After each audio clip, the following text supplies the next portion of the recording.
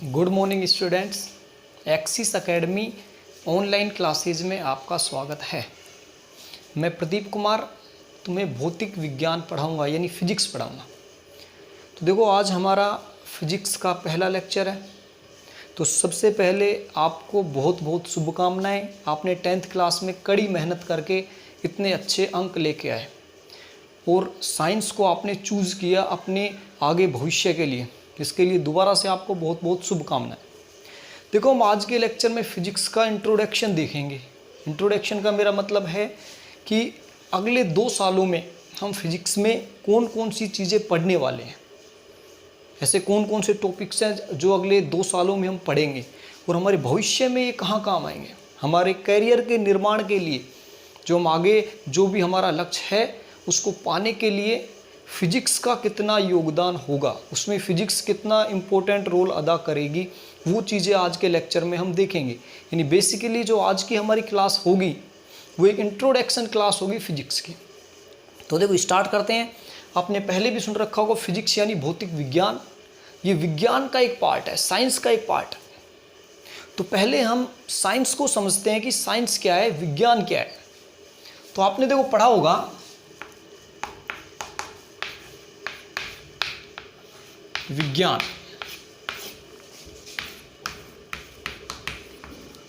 Science.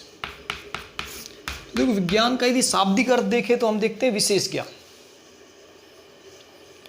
इसकी history के बारे में जाने तो ये ग्रीक भाषा के एक शब्द साइंटिया से बना है। ग्रीक भाषा का एक शब्द था साइंटिया। साइंटिया, इस साइंटिया शब्द से साइंस शब्द की उत्पत्ति मानी जाती है। यदि इस साइंटिया ये ग्रीक भाषा का शब्द है, यदि इसे हम हिंदी में देखें तो इसका मतलब होता है जानना, जानना, या इंग्लिश में हम बात करें टू नो, टू नो, जान। यानी जानना को हम कह सकते हैं जिज्ञासा, जिज्ञासा।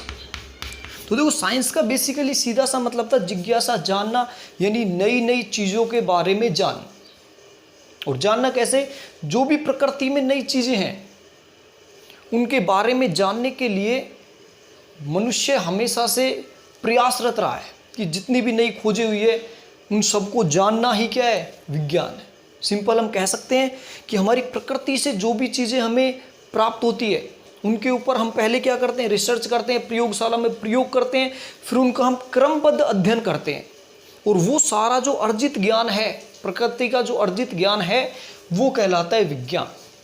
तो इसको देखो, विज्ञान की परिभाषा को हम आसानी से समझ सकते हैं कि प्रकृति से प्राप्त और प्रयोगों द्वारा परिष्कृत क्रमबद्ध अध्ययन को कहते हैं विज्ञान। तो इसमें 3 चीजें आ रही है विज्ञान में कि सबसे पहले प्रकृति से प्राप्त, फिर प्रयोगों द्वारा परिष्कृत, यानी अलग अलग उसके ऊपर प्रयोग किए जाते हैं, फिर उसको क्रमबद्ध जमाया जाता है कि पहले ये चीज़, पहले उसके बाद ये, उसके बाद ये, लास्ट में फाइनल रिजल्ट आ गया।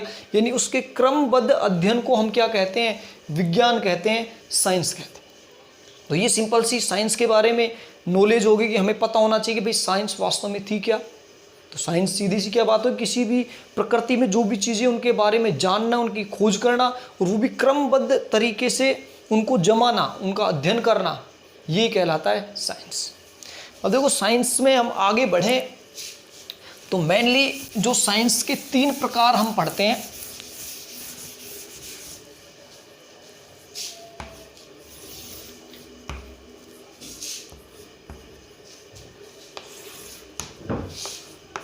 देखिए, एक होगा भौतिक विज्ञान,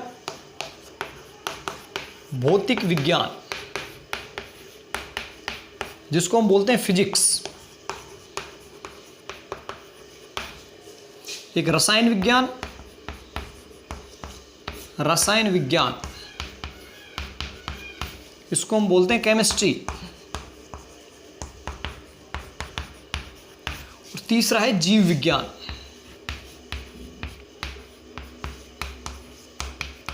बायोलॉजी,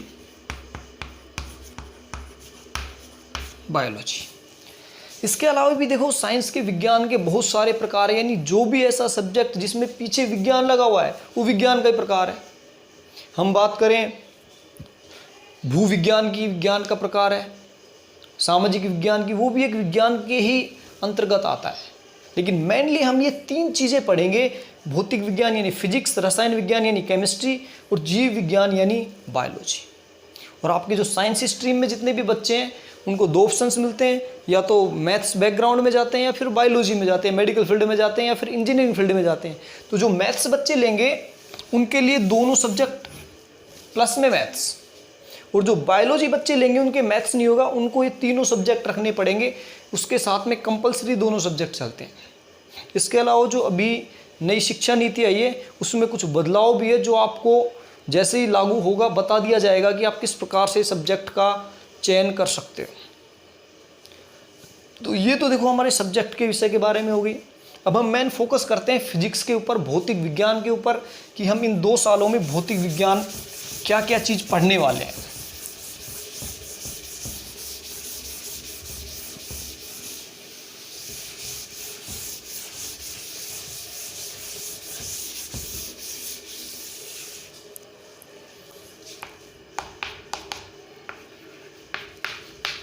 देखो भौतिक विज्ञान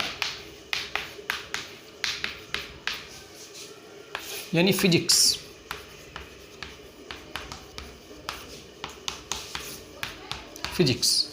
तो देखो भौतिक विज्ञान की यदि हम बात करें तो पहले इसकी हिस्ट्री की हम बात करें कि ये शब्द कहाँ से आया। तो ये एक लैटिन भाषा का शब्द है, लैटिन भाषा का शब्द है फुसिस, FUSIS, फुसिस। इस फुसिस से फिजिक्स शब्द बना। कैसे बना? इस फिजिक्स को बोलते हैं नेचर। नेचर यानी प्रकृति, प्रकृति यानी एक लैटिन भाषा का शब्द था फुसिस, उसका इंग्लिश में मीनिंग होता है नेचर, और उससे बना प्रकृति। इसका मतलब प्रकृति में जितनी भी चीज़ें भौगोलिक रूप से पाई जाती है, यानी जिनको हम देख सकते हैं, जैसे पिंड हो गए, जिनका हम आभास कर सकते हैं, उन सब के बारे में जो भी हम अध्ययन करेंगे वो भौतिक विज्ञान के अंतर्गत आएगा। यानी सबसे इंपॉर्टेंट चीज़ यहाँ से क्या आ जाती है? प्रकृति। यानी भौतिक विज्ञान में हम प्रकृति से संबंधित चीज़ों को ज़्यादा पढ़ेंगे। अब इसकी परिभाषा की बात करें हम, फिजिक्स की परिभाषा की, तो देखो फिजिक्स विज्ञान की एक शाखा है। तो इसमें ये चीज़ें तो हम सीधी जोड़ सकते हैं कि विज्ञान की वह शाखा जिसके अंतर्गत प्रकृति और प्रकृति से प्राप्त गतिविधियों का अध्ययन किया जाता है, वो क्या कहलाएगी? फिजिक्स, भौतिक विज्ञान। यानी विज्ञान की वह शाखा जिसमें प्रकृति और प्राकृतिक गतिविधियों का अध्ययन किया जाता है, वो क्या कहलाएगी? फिजिक्स। देखो प्राकृतिक गतिविधियाँ कौन कौन सी हो सकती है? हम दैनिक जीवन में देखते हैं सूर्य का उगना, सूर्य का अस्त होना, बरसात का होना, बादलों का बनना, ये सारी की सारी चीज़ें हम किस में पढ़ेंगे? भौतिक विज्ञान, फिजिक्स में पढ़ेंगे। ये सारी क्यों होती है? इसके अलावा भी आपने बहुत बार देखा होगा, न्यूटन्स के बहुत सारे लॉ देखे होंगे। कोई भी किसी भी पिंड को हम छोड़ते हैं वो नीचे ही क्यों जाता है। यानी जितने भी आपकी ऊर्जाएं आती है, जितने भी आपके बल आते हैं, जितने भी प्रकार के आपके वेग्स होते हैं, वो सारे हम किस में पढ़ेंगे? भौतिक विज्ञान में पढ़ेंगे। तो इसको हम दूसरी परिभाषा से डिफाइन कर सकते हैं कि विज्ञान की वह शाखा जिसमें द्रव्य की अंतर क्रियाओं का अध्ययन किया जाता है, वो फिजिक्स कहलाती है, भौतिक विज्ञान कहलाती है। अब द्रव्य का मतलब क्या होता है? द्रव्य होता है पदार्थ, मैटर, पदार्थ। यानी पदार्थ हम जानते हैं सब, पदार्थ सिंपल सा ऐसी वस्तु जो स्थान घेरती हो, जिसका कुछ द्रव्यमान होता हो और जिसका भौतिक अस्तित्व संभव हो, जो भौतिक रूप से विद्यमान हो, वो क्या कहलाता है? पदार्थ। और पदार्थ की जितनी भी अंतर क्रियाएं हैं, किसी द्रव्य की जितनी भी अंतर क्रियाएं हैं, उस पर कौन कौन से फोर्स लग रहे हैं, बल लग रहे हैं, वो कितने वेग से गति कर रहे हैं, वो सारी चीज़ें हम किसके अंतर्गत पढ़ते हैं? फिजिक्स के अंतर्गत पढ़ते हैं। तो ये सामान्य परिभाषा होगी भौतिक विज्ञान, फिजिक्स की। अब हम देखते हैं कि फिजिक्स के कितने प्रकार होते हैं और हमें इनमें कौन कौन से पढ़ने हैं। देखो मेनली फिजिक्स के 2 प्रकार रहते हैं।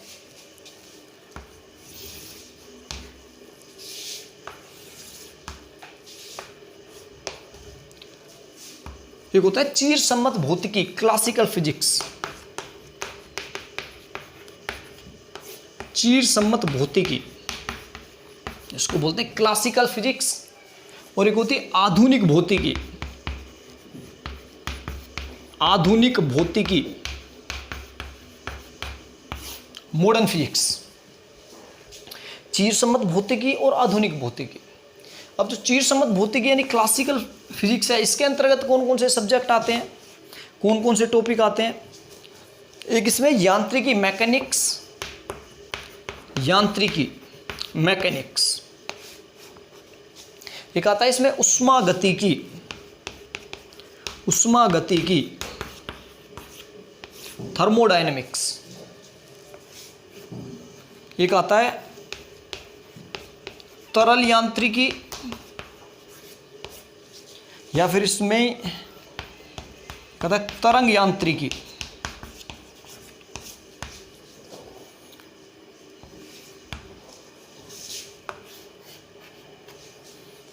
एक आता है प्रकाशिकी, प्रकाशिकी।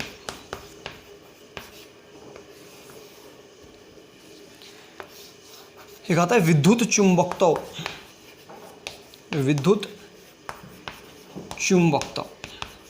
तो ये देखो मेन 5 पार्ट्स हैं जो हम चीर सम्मत भौतिकी यानी क्लासिकल फिजिक्स के अंतर्गत पढ़ेंगे, जिसमें देखो यांत्रिकी, मैकेनिक्स, ये 11th क्लास में हम पढ़ेंगे। हमारे 5 से जो 6 चैप्टर इसी के ऊपर डिपेंड करते हैं। और बहुत सारे कंपटीशन एग्जाम में, आप नीट के एग्जाम की बात करो, आप IIT जी के एग्जाम की बात करो, मेंस से एडवांस की बात करो, या फिर आप एयरफोर्स, NDA, उन सब में यांत्रिकी का बहुत अच्छा वेटेज रहता है जो 11th क्लास में पढ़ेंगे। उष्मागतिकी, थर्मोडायनेमिक्स, ये भी हम 11th क्लास में पढ़ेंगे। तरल यांत्रिकी या तरंग यांत्रिकी, ये भी हम 11th क्लास में पढ़ेंगे। प्रकाशिकी, ये 12th क्लास का हमारा टॉपिक होगा। और विद्युत चुंबक तो ये भी 12th क्लास में हम पढ़ेंगे। तो ये सारे चीज सम्मत भौतिकी के अंतर्गत आते हैं। इसके बाद इसका दूसरा पार्ट होता है आधुनिक भौतिकी यानी मॉडर्न फिजिक्स। देखो मॉडर्न फिजिक्स के अंतर्गत आता है सापेक्षता, सापेक्षिकता, या इसको आपेक्षिकता भी बोलते हैं, आपेक्षिकता।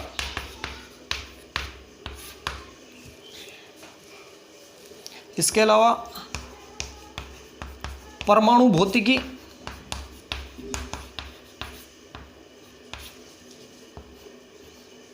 नाभिकीय भौतिकी,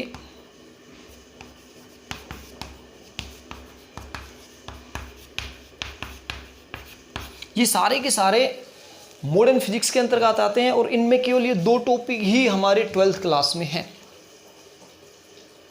बाकी जो आपेक्षिकता, सापेक्षिकता टॉपिक है, ये आप हायर एजुकेशन में BSc और MSc में डिटेल में पढ़ोगे। तो देखो मेनली यदि हम देखें तो 11th क्लास में फिजिक्स का बहुत अच्छा पोर्शन या बहुत जो कवर करता है 11th क्लास, वो कंपटीशन एग्जाम का लगभग 60% सिलेबस कवर करता है 11th क्लास। तो हम कह सकते हैं यदि हम हमारे करियर के बेसिस पे देखें तो 11th क्लास 12th क्लास से ज़्यादा इंपॉर्टेंट होती है। तो देखो हमारा पढ़ने का तरीका भी क्या रहेगा 11th क्लास में, हम कंपटीशन लेवल से ही पढ़ेंगे, यानी थ्योरी प्लस में उसके कंपटीशन लेवल के जितने भी न्यूमेरिकल क्वेश्चंस बनते हैं वो सारे साथ में सोल्व करेंगे। आपको बुक बता दी जाएगी कि आपको ये गाइड लेके आनी है, उस गाइड के अकॉर्डिंग आप सीधे क्वेश्चंस को सोल्व कर सकते हो। जैसे जैसे आपको क्वेश्चंस बताए जाएं, आप एक घर पे लगातार उनको सोल्व करो, वो क्लास में आपसे सारे क्वेश्चंस डिस्कस किए जाएंगे। तो ये हमारा तरीका रहेगा पढ़ने का, यानी हम जिसको फाउंडेशन बोलते हैं उस फाउंडेशन के ही बेसिस पे पढ़ाई करेंगे 11th क्लास में। और 12th क्लास में भी रेगुलर उसी चीज़ को रखेंगे जिससे आपको भविष्य में कहीं कोई दिक्कत ना आए। ठीक है, तो ये मेनली देखो फिजिक्स के पार्ट में। अब हम देखो जर्नल चीज़ें पढ़ते हैं कि प्रकृति के मूल बल कितने हैं।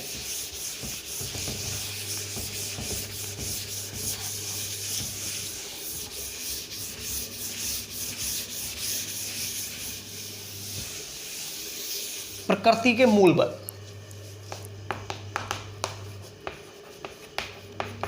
प्रकृति के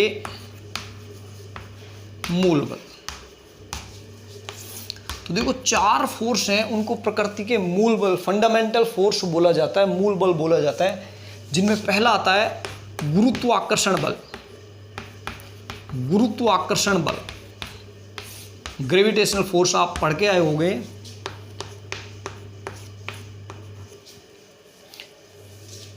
एक रहता है नाभिकीय बल, नाभिकीय बल,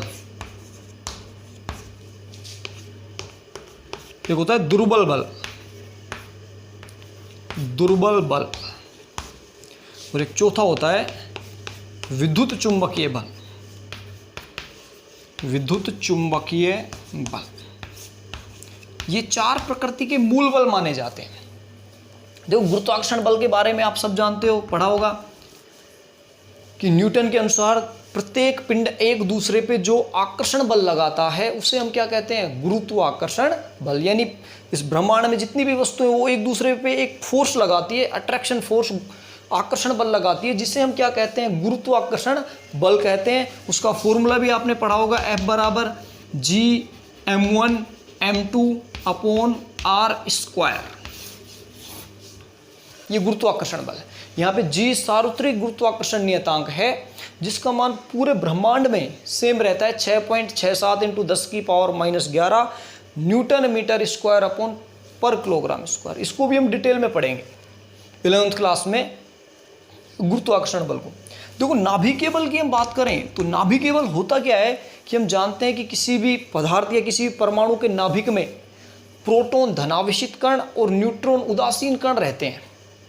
अब प्रोटॉन और न्यूट्रॉन जब उसमें दोनों रहते हैं प्योर एन, तो न्यूट्रॉन तो उदासीन है, लेकिन प्रोटॉन के मध्य प्रतिकर्षण बल लगता है, समान आवेश एक दूसरे को प्रतिकर्षित करते हैं, इसलिए प्रोटॉन के मध्य प्रतिकर्षण बल लगता है। इसका मतलब यदि प्रतिकर्षण बल लगेगा तो प्रोटॉन और प्रोटॉन नाभिक से बाहर आ जाने चाहिए, लेकिन नाभिक से बाहर नहीं आते। क्यों नहीं आते? क्योंकि इनके मध्य नाभिक में प्रबल नाभिकीय बल कार्यरत होता है। वो प्रोटॉन और प्रोटॉन के बीच में भी लग सकता है, प्रोटॉन या न्यूट्रॉन के बीच में भी हो सकता है, और न्यूट्रॉन या न्यूट्रॉन के बीच में भी हो सकता है। उसे हम कहते हैं प्रबल नाभिकीय बल। इस बल का आज तक कोई फॉर्मूला अभी तक डेवलप नहीं हुआ है, लेकिन ये देखा जाता है कि ये प्रकृति का सबसे प्रबलतम बल है, यानी प्रकृति का सबसे स्ट्रॉन्गेस्ट फोर्स वो माना जाता है प्रबल नाभिकीय बल। लेकिन इसकी रेंज बहुत कम होती है, ये नाभिक के अंदर ही प्रभावी रहता है 10⁻⁻15 मीटर तक।